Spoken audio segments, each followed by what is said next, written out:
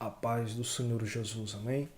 Caros irmãos e irmãs, professores e alunos inscritos aqui no canal, sejam todos bem-vindos em nome de Jesus.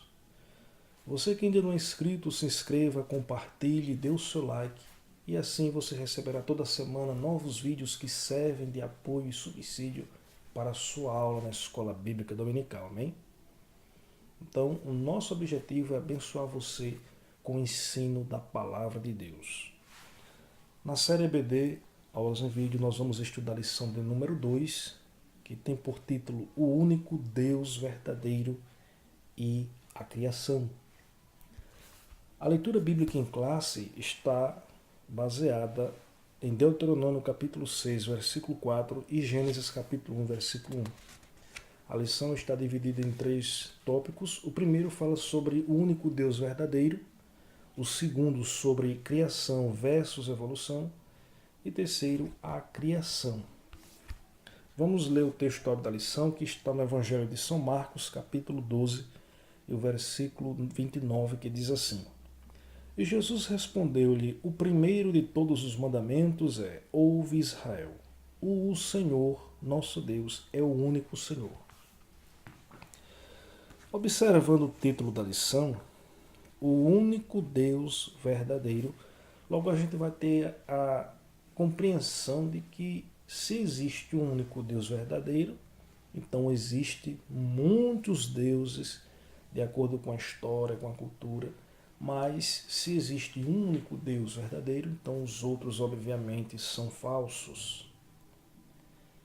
Existe uma quantidade enorme de deuses. Se for procurar nas culturas, dentro da história da humanidade, vai haver muitos deuses. Até a Bíblia mesmo fala de muitos e muitos deuses e deusas pagãs, ídolo que as pessoas seguiam. Mas a nossa lição fala sobre o único Deus verdadeiro. E é esse o foco da nossa lição.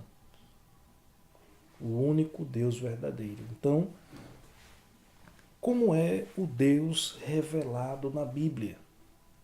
Que a gente tem a Bíblia como a nossa única regra de fé e prática, e a Bíblia é a única fonte de informação fidedigna, onde nós podemos ter essa informação não só sobre a vontade de Deus e o seu propósito para com a humanidade, e a criação é a Bíblia. Não vamos ter essas informações sobre a vontade de Deus e a criação em outras fontes. Existem muitas fontes, muitas literaturas que podem trazer relatos de criação, mas nenhuma delas são tão fidedignas e confiáveis e completa como a Bíblia Sagrada, que é a Palavra de Deus. Então, como a Bíblia apresenta Deus? Como é o Deus revelado na Bíblia? O que é que a Bíblia fala sobre isso? Bom, a Bíblia apresenta Deus como um ser pessoal. Pelo fato da Bíblia apresentar Deus como um ser pessoal, isso quer dizer que ele tem personalidade, ele tem vontade, ele tem propósito. Então, isso a Bíblia deixa bem claro. A Bíblia apresenta Deus como um ser pessoal. Muitos acreditam que Deus é uma força impessoal.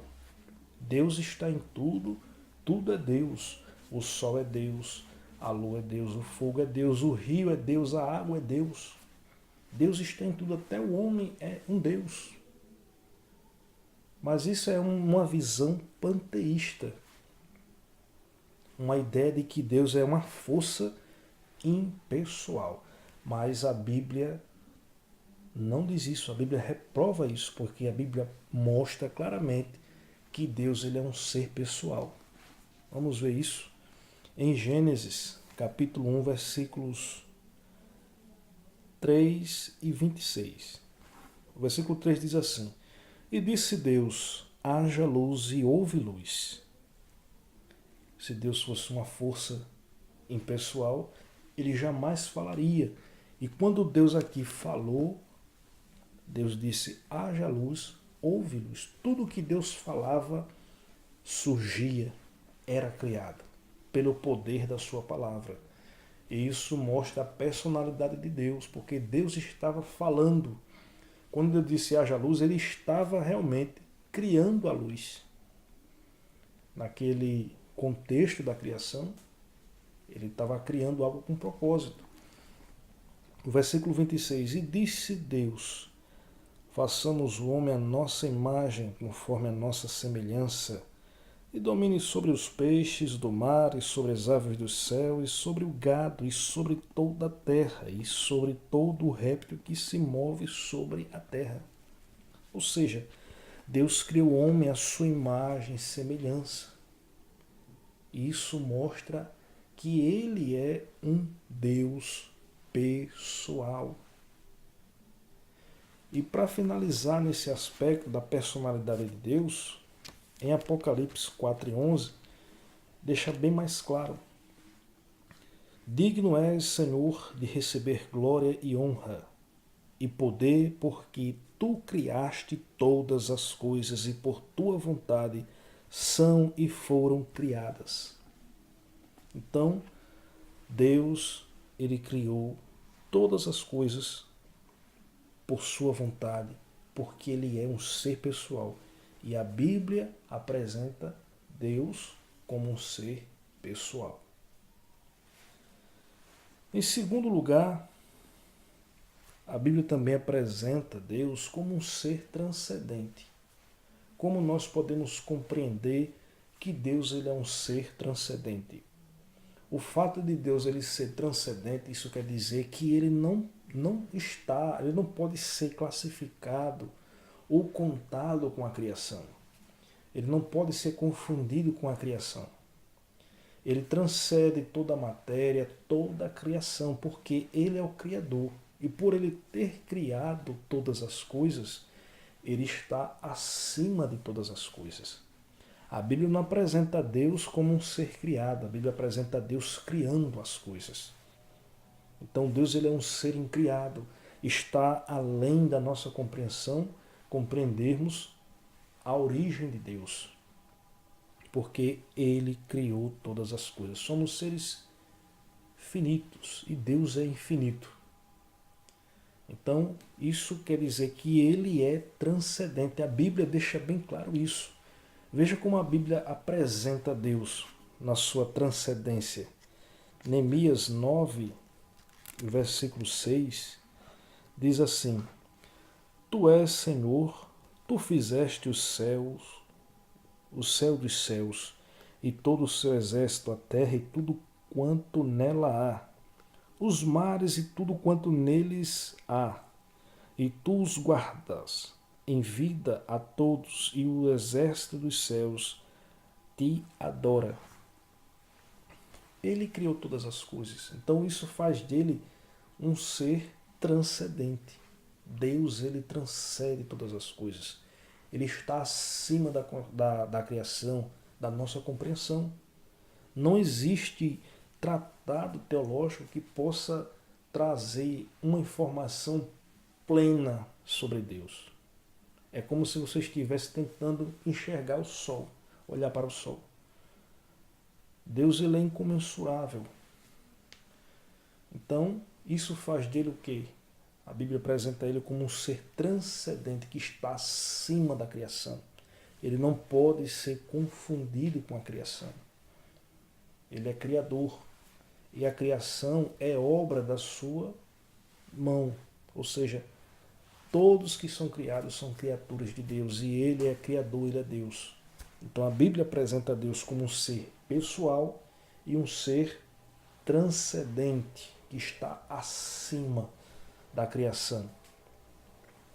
E terceiro, Deus ele é apresentado na Bíblia como um ser imanente. Imanência quer dizer que é o oposto de transcendente. A imanência traz a ideia, denota que Deus, ele, embora sendo transcendente, está acima de todas as coisas, né? Está acima da criação, da nossa compreensão, que ele é pessoal, mas ele também é imanente. Ou seja, o fato dele ser imanente quer dizer que Deus ele se envolve com a criação. Ele se relaciona com a sua criação. Mas ele não pode ser confundido com a criação. Isso quer dizer que Deus ele se importa com o homem, se preocupa com a humanidade. Deus ele sempre teve esse propósito de se relacionar com a sua criação. A gente vê isso quando Deus criou o homem, que Deus chegava a um certo tempo a um jardim e falava com o homem. Deus se relacionava, criou o homem à sua imagem e semelhança, mas também tinha uma comunhão, tinha um relacionamento. Mas quando o homem pecou, isso foi bloqueado, porque o homem não podia mais estar na presença de Deus por causa do pecado. Mas Deus ele sempre procurou buscar o homem para se aproximar. E isso é tão claro que eu vou mostrar na Bíblia o quanto Deus é imanente, ou seja, o quanto ele se envolve, se preocupa e quer se relacionar com o homem, com a humanidade. Que a ideia que as pessoas têm é de que Deus é aquele velho turrão, excêntrico, que está sentado em um trono e que brinca com a sua criação sem se preocupar com os efeitos. Mas veja como Deus ele é imanente. Veja como Deus, apesar de ser transcendente, acima de todas as coisas, ele se relaciona e procura ajudar, estabelecer a vida humana, ou seja, restaurar a vida humana. Veja como Deus ele se preocupa com a humanidade. No Evangelho de João, no capítulo 13, versículo 16 e 17, diz assim: porque Deus amou o mundo de tal maneira que deu seu Filho unigênito para que todo aquele que nele crer não pereça, mas tenha a vida eterna. O versículo 17: porque Deus enviou o seu Filho ao mundo não para que condenasse o mundo, mas para que o mundo fosse salvo por ele. Então, se Deus ele não fosse um ser imanente, ou seja, em outras palavras, se Deus ele não se preocupasse com a criação, não quisesse se envolver com a criação, não quisesse relacionar nada com o homem, ele não ia enviar o seu Filho. O trimestre passado falando sobre Jesus, e a gente vê o quanto foi importante a presença de Jesus aqui neste mundo. O propósito de Deus, tudo que Deus ele fez, tudo que Deus planejou em prol do homem foi porque Deus queria se aproximar, se relacionar, restaurar a vida do homem. Então, por isso que Deus amou o mundo. O que tem no mundo para Deus amar a ponto de entregar o seu Filho? Deus fez isso porque ele se preocupa com a humanidade, com a sua criação e quer se relacionar com ela. Então, no versículo, no Evangelho de Mateus, capítulo 1, versículo 23, diz assim: e eis que a Virgem conceberá e dará à luz um filho, e será chamado pelo nome de Emanuel. Emanuel, traduzido, é Deus conosco. Então nós vemos aqui o quanto Deus está se relacionando com a sua criação. E voltando para João capítulo 1, versículo 14, diz: e o Verbo se fez carne e habitou entre nós, e vimos a sua glória como a glória do unigênito do Pai, cheio de graça e de verdade. Então, nós podemos compreender aqui que Deus, ele é revelado na Bíblia como um Deus pessoal, um Deus transcendente que está acima de todas as coisas e que ele é imanente, ou seja, ele é um Deus que se relaciona, que se importa com a vida humana. Deus ele tem muitos atributos. Se eu fosse falar isso em um tratado teológico, seria imenso. para falar sobre o que a Bíblia revela sobre os atributos de Deus. Então, esse é o único Deus verdadeiro que a Bíblia apresenta. O resto é falso. O que a Bíblia fala sobre a criação? Tem pessoas que acham que tudo veio existir, o mundo que nós vemos hoje, por uma grande explosão. Outros acreditam que a vida, tudo que existe, veio existir por conta de um processo natural chamado evolução. E o homem evoluiu de um macaco até ser o homem moderno. Veja o que é que as pessoas acreditam.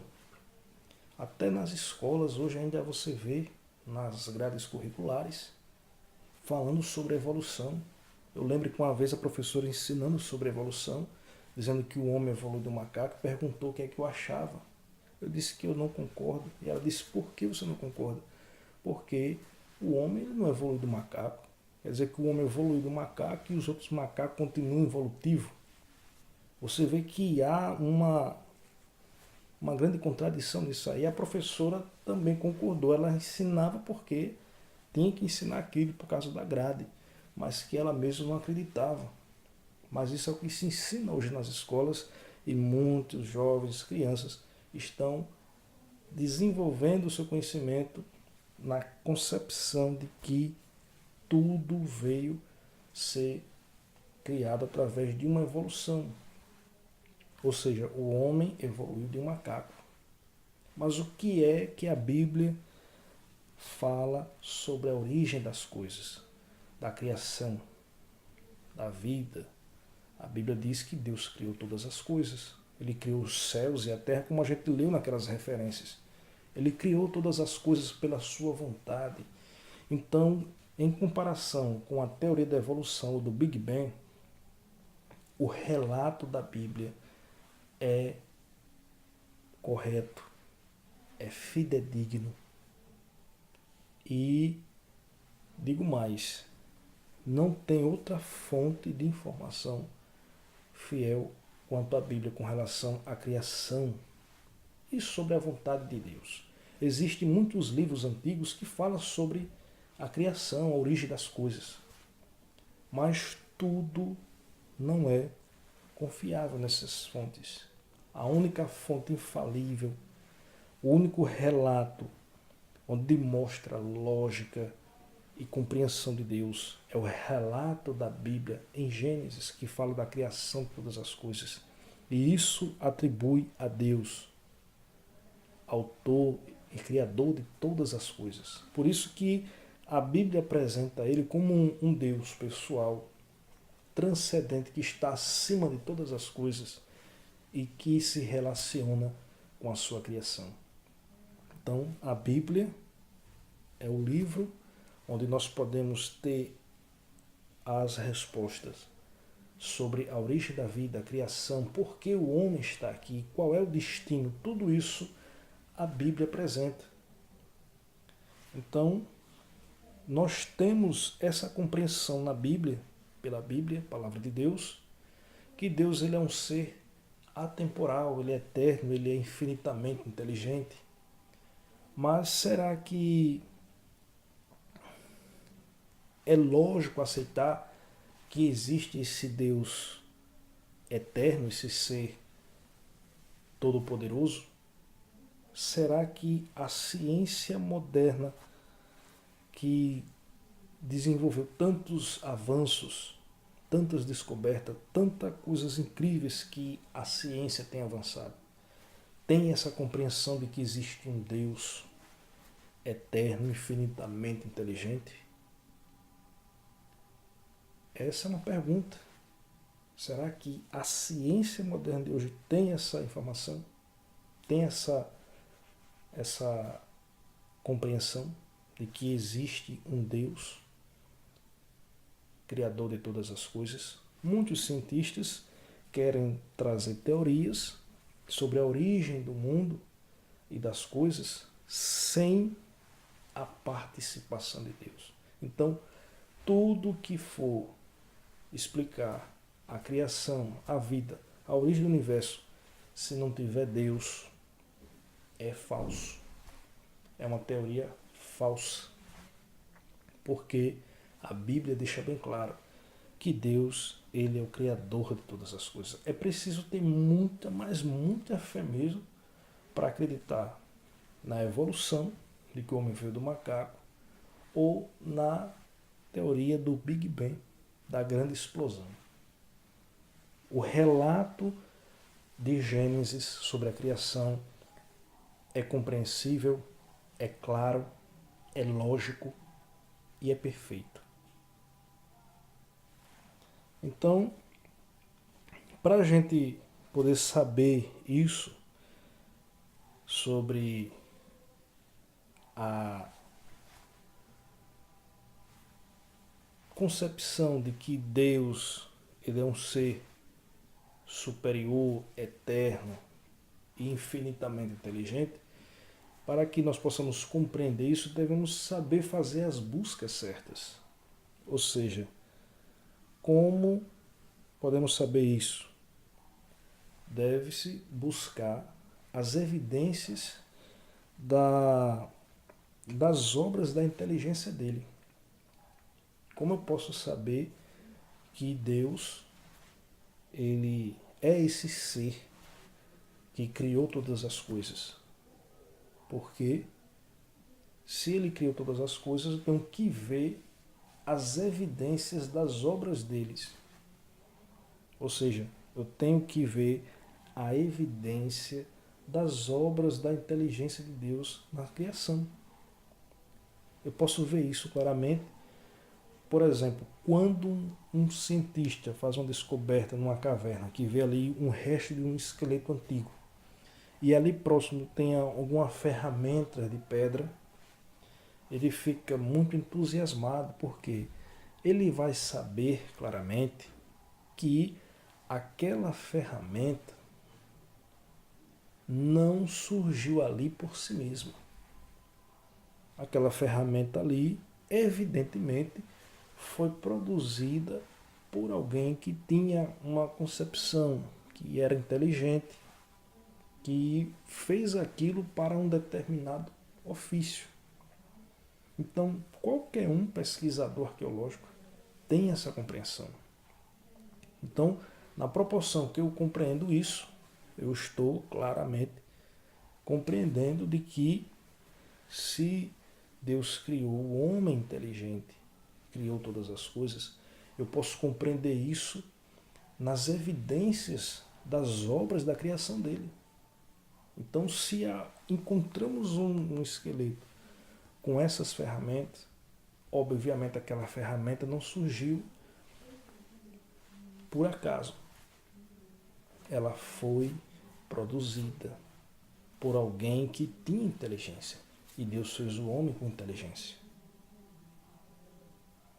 Então, se a gente não entender por aí, vamos fazer o contrário, né? A gente pode ter a seguinte compreensão. Por exemplo, se eu ver a grande muralha da China